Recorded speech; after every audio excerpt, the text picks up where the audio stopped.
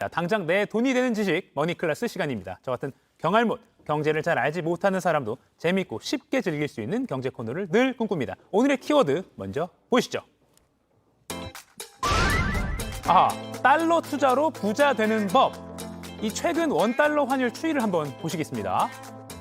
1,440원대까지 치솟았다가 1,340원대까지 하락했습니다. 이 앞으로 달러가 다시 강세로 돌아갈 거다. 아니다. 1,200원대까지 내려갈 거다. 전망은 엇갈리지만 달러 투자에 대한 관심은 계속 높아지고 있습니다. 원래 달러를 갖고 있던 분은 이거 언제 팔아야 이득이지? 또 달러를 안 갖고 있는 분은 언제 투자를 시작해야 하나 고민 많으시죠? 그렇다면 오늘 방송 놓치지 마십시오. 오늘의 키워드, 달러 투자로 부자 되는 법 자세히 알아보겠습니다.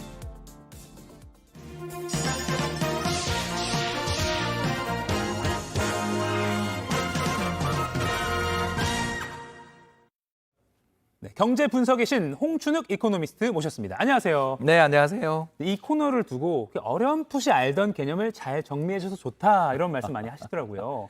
오늘도 기축통화, 달러를 기축통화를 하는데 이 기축통화가 뭔가요? 세 가지 개념이 합쳐진 건데요. 네네. 우리 투자자들 입장에서 가장 중요하게 생각해 보시는 게 바로 외환보유고를 이루는 돈이니까 준비통화라고 합니다. 즉 우리 경제가 어려움을 겪거나 또는 갑자기 돈이 빠져나갈 때 외환시장이 큰 충격을 받을 수 있잖아요. 네. 그를 위해서 우리가 외환보유고라는 준비자금을 4천억 달러가 넘는 돈을 쌓아놔야 되는데 그 돈들은 언제든지 위기에 대응할 수 있게 거래도 쉽고 또 믿을 수 있는 곳에 맡겨야 되겠죠. 네. 그게 바로 달러. 대부분의 자산들이 달러에 투자가 돼 있거든요. 네. 왜 그러냐 하면 안정적이고 그리고 계산하기도 편하고 전 세계 모든 사람들이 이 돈을 갖다가 어떤 사람들이 달러를 주면 좋아하잖아요. 네네. 어디서든 거래가 되잖아요. 예를 들어서 우리가 수출 무역 거래를 하면서 우리 원화를 주면 그 사람들 달러로 바꿔 간단 말이에요. 이런 식으로 언제 어디서나 누구나 사람들이 무역에서 사용하고 또 더 나가서 사람들이 미래를 위해서 준비해 놓는 준비 자산이기도 하고 마지막에 세 번째는 자산이 얼마예요? 이 나라 GDP가 얼마예요?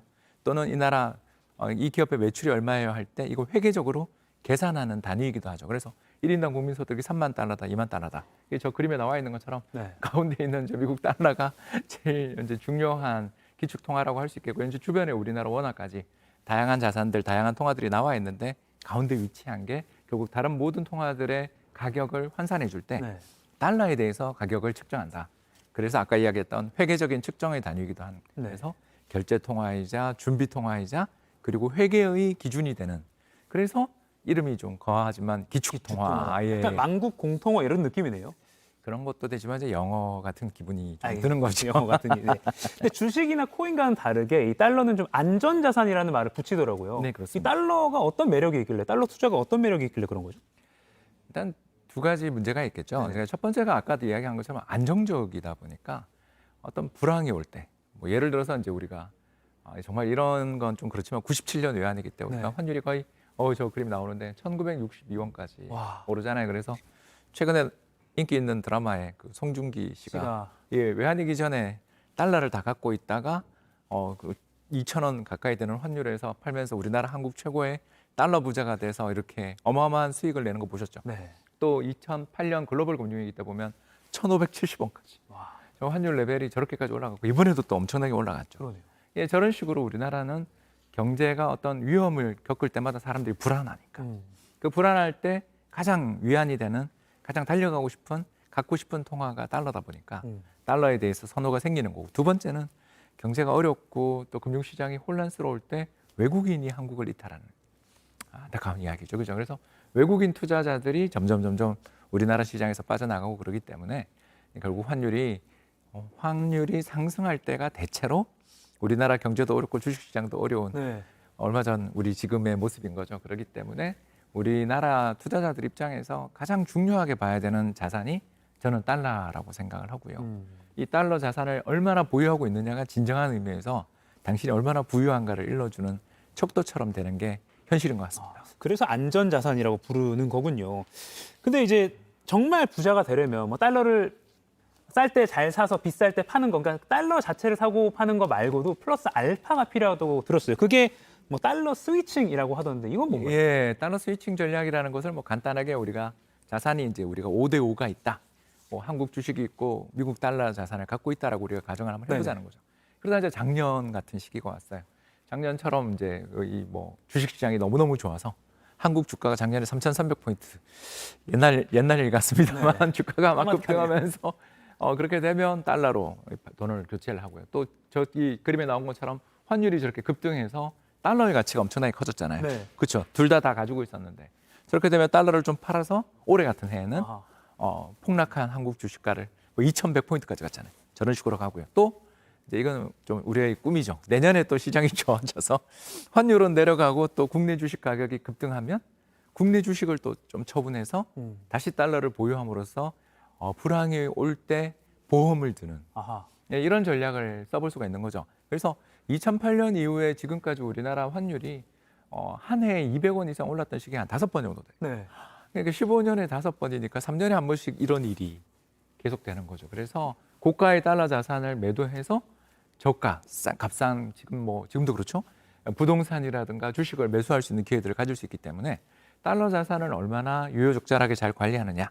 즉 환율이 급등하면 달러를 좀 팔아서 저평가된 한국 자산을 사고 반대로 한국 원화 자산이 막 주가가 오르고 부동산 가격이 오르면 그걸 처분해서 달러를 사놨다가 다시 불황을 대비하는 이런 전략들이 바로 달러 스위칭 투자가 되겠습니다. 그렇군요. 그림대로라면 그러니까 달러를 이용해서 뭐 차익 같은 걸로 주식 같은 걸로도 한 번 더 투자를 해보는. 주식도 살 수 있고 네. 사실 부동산도. 예, 이제 자산이 적을 때는 당연히 좀 소액으로 투자할 수 있는 주식이 좋지만 네. 자산이 이제 점점 쌓이시면 그러니까 이런 일들이 3년마다 거의 온단 말이에요. 그러면 그 기회를 꼭 놓치더라도 다음번에 잘하면 돼요. 예, 스위칭 투자의 정말 좋은 점이 바로 이겁니다. 언제든지 기회는 오니까 인내심만 조금만 가지고 우리 경제 뉴스만 조금만 본다면 한번 클래스처럼 좋은 방송들을 보게 된다면 이런 시기들이 올 때 경제가 공포에 질려 패닉에 빠지고 금융위기가 온다라는 소문이 들릴 때 환율이 급등하니까 그때 환율이 급등할 때 달러 자산을 팔아서 이거 우리나라 시장에 폭락한 자산을 사는 이런 전략들을 하신다면 저는 뭐 앞으로도 충분히 기회가 있다고 생각합니다. 그럼 좀 짧게 지금 달러 지금 사야 됩니까? 지금요. 저는 차익을 실현하고 있는 중인데요. 네네. 왜냐하면 작년에 많이 샀으니까. 근데 이제 달러를 사는 방법에 대해서 잠깐만 좀 설명을 저 드리자면. 같은 사람도 하기 쉽나요? 그렇습니다. 너무너무 쉬운 방법이 있는데 첫 번째는 이제 초보들. 여기는 이제 그 처음 투자하시는 분들은 은행 예금이 최고잖아요. 네네. 그래서 외화 예금 투자가 지금 그림이 나오죠. 네. 외화 예금 투자가 제일 쉽고요. 그래서 은행에 가셔서 외화 예금 가입하시면 요새 이자도 좋습니다. 네. 근데 이제 요거 투자할 때 꼭 기억해 두시는 게 수수료가 참 중요하더라고요. 네, 맞아요. 그러니까 수수료를 좀 할인해 주는 캠페인을 하는 그런 은행이나 기관들을 찾아가시는 게 좋고요. 이제 중수 정도 되면 우리나라에 상장되어 있는 달러 선물 ETF라고. ETF는 이제 주식처럼 매매가 가능한 펀드라고 생각하시면 되고요. 그래서 달러 외화 예금하고 거의 비슷한 성과를 내지만 주식처럼 매매할 수 있으니까 상당히 좋아서 중수들에게 적합하다고 보고요. 이제 고수는 해외 투자를 하시는 거죠.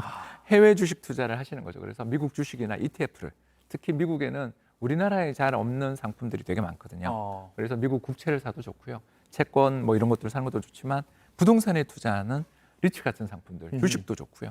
다양한 상품들이 존재하는 미국 시장에 투자를 했다가 이제 올해 같이 환율 급등하고 우리 원화 자산 폭락할 때는 그 좀 차익을 실현해서 저평가된 한국 원화 자산을 산다든가 또 내년에 한국 원화 자산이 급등하면 감사합니다. 그리고 또 차익을 좀 실현해서 미국 달러도 좀 사는 이런 식의 어떤 스위칭 거래라든가 분산 투자를 통해서 불황이 올 때 오히려 기회가 자산을 더 불릴 수 있는 달러 투자의 좋은 점이 바로 불황에도 마음 편한 투자다. 이렇게 볼 수 있습니다. 저는 이제 외화 예금으로 시작을 좀 해봐야 될 것 같습니다. 일단 시작이 중요합니다. 네. 한번 오늘 배운 거를 유튜브로도 재방송 보면서 한번 외화 예금 도전해 보겠습니다. 지금까지 머니클래스 홍춘욱 이코노미스트와 이야기 나눠봤습니다. 고맙습니다. 감사합니다.